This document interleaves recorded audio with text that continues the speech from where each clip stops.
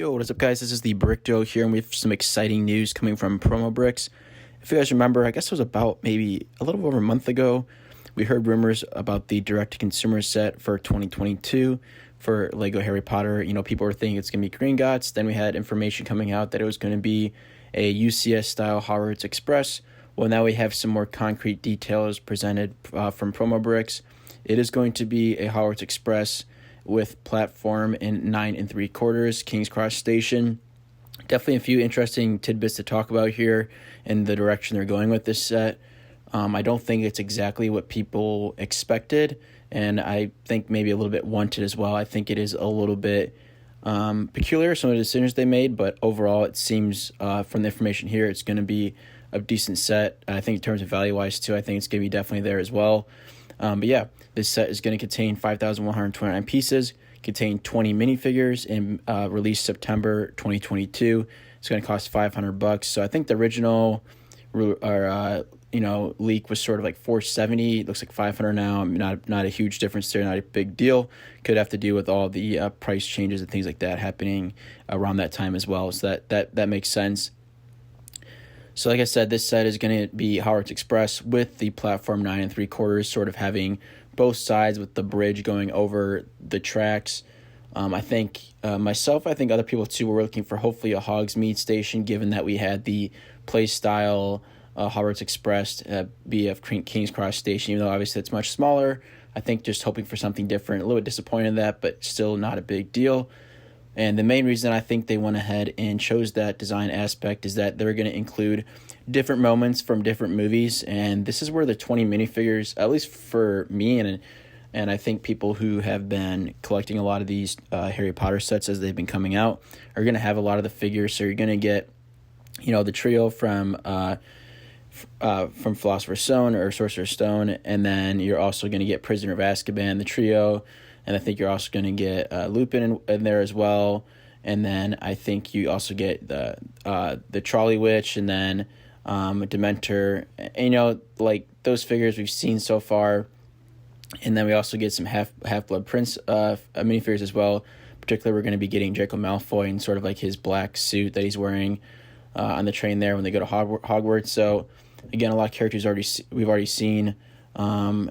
And I would expect the outfits, some of them that we've already seen, I would expect the outfits to be the same as some of the previous sets as well. I think we will be getting some new ones. Like I said, the Draco Malfoy, I think, will be a little bit different.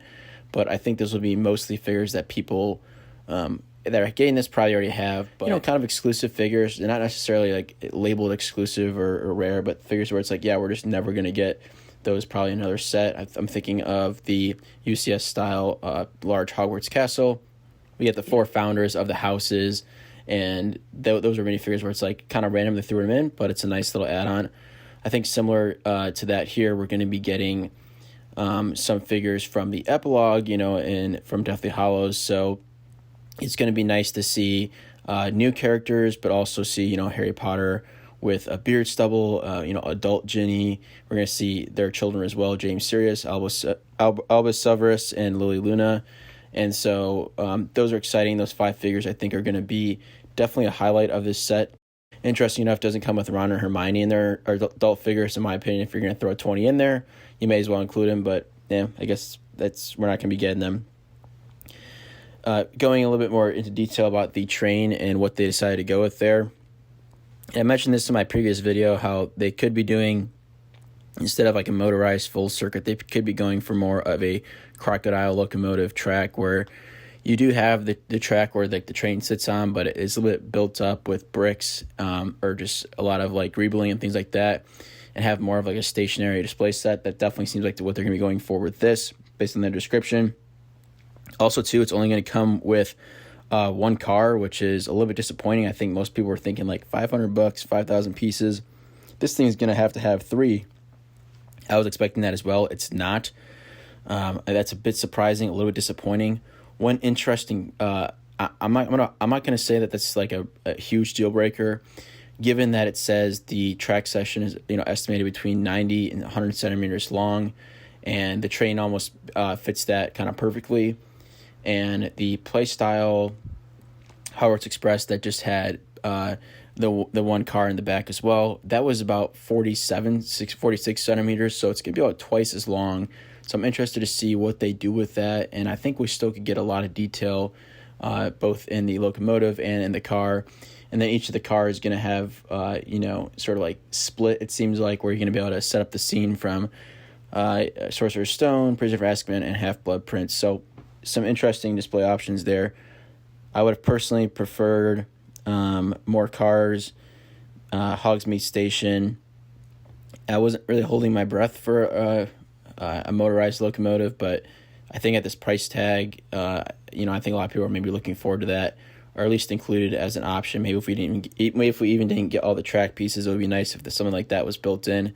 I suspect this might be somewhat easily moddable to have it run, but the thing with that as well is that I feel like if you're trying to make a mock out of this thing, you're probably going to have to buy like 2 copies to have more cars and things like that. And that's one of the downsides to this. If you're really looking to make a full circuit track motorized, it's going to cost you a lot of money, and I think that's a little bit disappointing. Overall, I think the sentiment for this set is a little bit disappointed in some of their design decisions, or where they cut back. And still no information on if it's going to be 6 wide or 8 wide.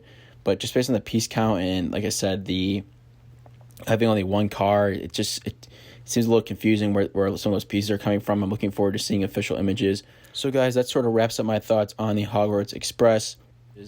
I think I'm still going to be optimistic about this set. Seems like it could be a decent value despite some of the details that we have already confirmed. Let me know your guys' thoughts on this set. What were you maybe a little bit disappointed about? What are you excited for about this set? And do you think you'll be picking this up?